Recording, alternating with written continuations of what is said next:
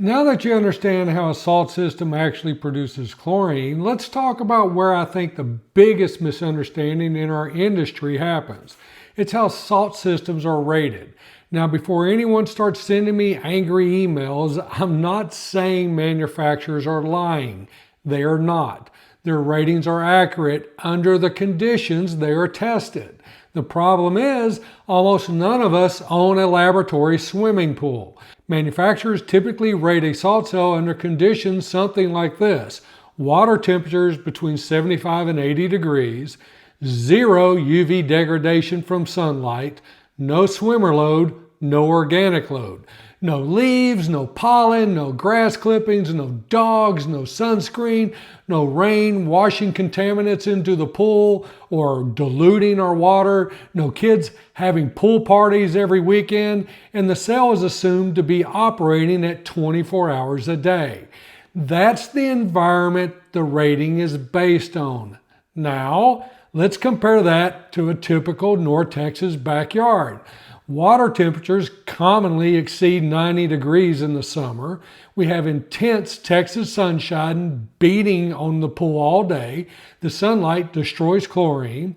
We have pollen, dust, leaves, crepe myrtle blossoms, dogs, kids, pool parties, heavy rains, and everything else imaginable constantly consuming chlorine. On top of that, algae doesn't grow at the same speed year-round. As water temperature rises, algae reproduction increases dramatically. Your salt system now has to work harder simply because nature is working against it faster. Those aren't laboratory conditions, that's real life. And that's why I think homeowners are often given unrealistic expectations. Reasonable expectations. Here's my rule of thumb. After managing thousands of residential pools across North Texas, I generally recommend installing a salt cell rated for about twice the actual pool volume.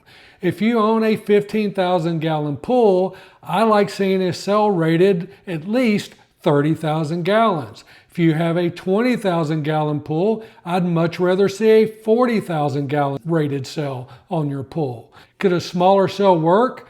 Sometimes. Will it work consistently through a North Texas summer? Usually not.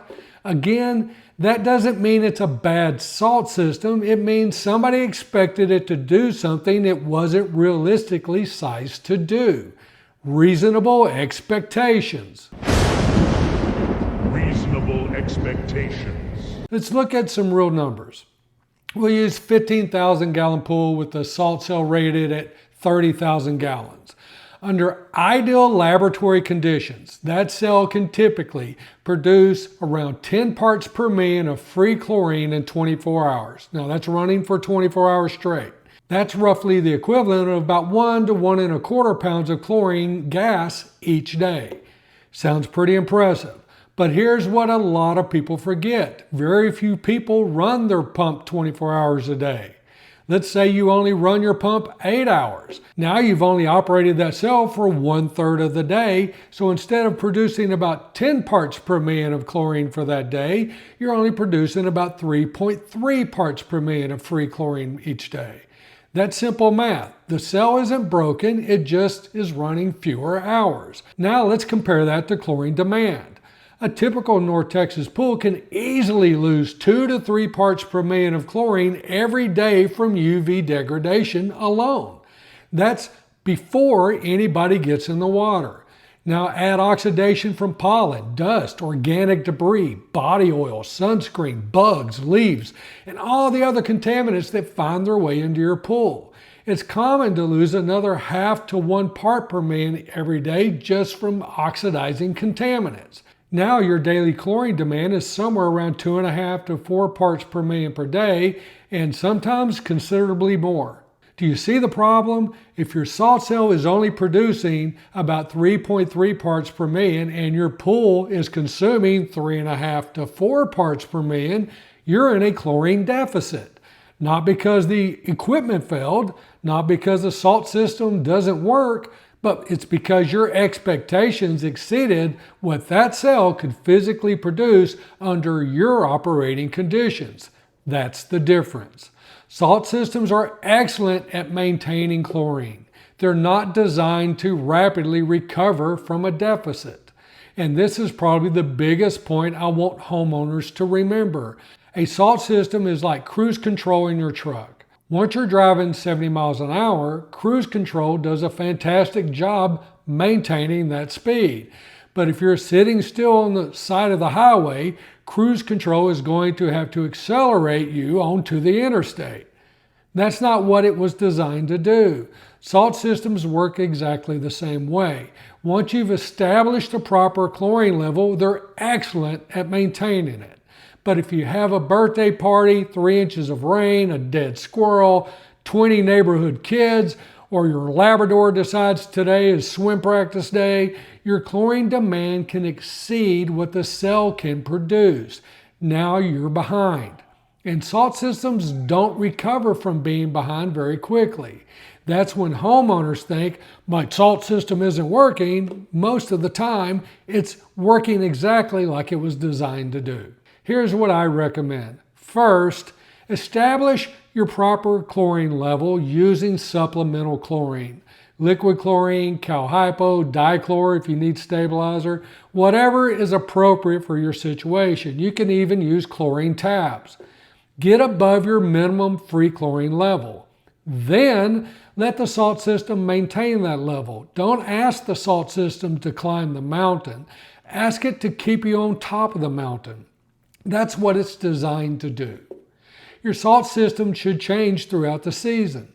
Another mistake I see is homeowners setting their output at 30% in April and never touching it again. Pools don't work that way. As the water warms, increase the output. As swimmer load increases, increase the output. Heavy rain, increase the output. But if your chlorine consistently stays well above your chlorine target, then turn it back down. Think of it like your home's thermostat. You don't set it once in the spring and never adjust it again. Your salt system deserves the same attention. One of the best upgrades you can make is a variable speed pump. If you still have a single speed pump, you're forced to choose between producing enough chlorine and paying a high electric bill. A variable speed pump changes everything. You can run it 24 hours a day at a low RPM for surprisingly little electricity. And at lower RPMs, those pumps are much more efficient. Now your salt system has water flowing through it all day and all night. Instead of trying to squeeze all of its chlorine production into an 8-hour window, it's producing chlorine around the clock. During the daytime, some of that chlorine is consumed by sunlight. At night, when UV isn't destroying chlorine, the cell can slowly build up a little reserve for the next day. That's a much forgiving way to operate a salt pool. Finally, don't be afraid to help your salt system. I think this is another place where people have unreasonable expectations. Reasonable expectations. Some homeowners think, I bought a salt pool, I should never have to add chlorine again. Why not? You're not cheating, you're managing your pool. There's absolutely nothing wrong with occasionally adding liquid chlorine or cal hypo, or even using an occasional trichlor tablet when adding a little stabilizer makes sense. You're not replacing your salt system, you're helping it during periods of unusually high demand. Think of it like towing a heavy trailer with your pickup. Sometimes you push the accelerator a little harder going up the hill. That doesn't mean there's anything wrong with the truck, you're simply asking it to do more work. The same thing applies to your salt system. Reasonable expectations. Reasonable expectations. That's what the theme of this entire video is. In part 3, we'll cover why salt pools usually experience faster pH rise, how borates can reduce chlorine demand, why sacrificial anodes are inexpensive insurance, how salt affects certain natural stones, and the maintenance practices that will help your salt system last for years.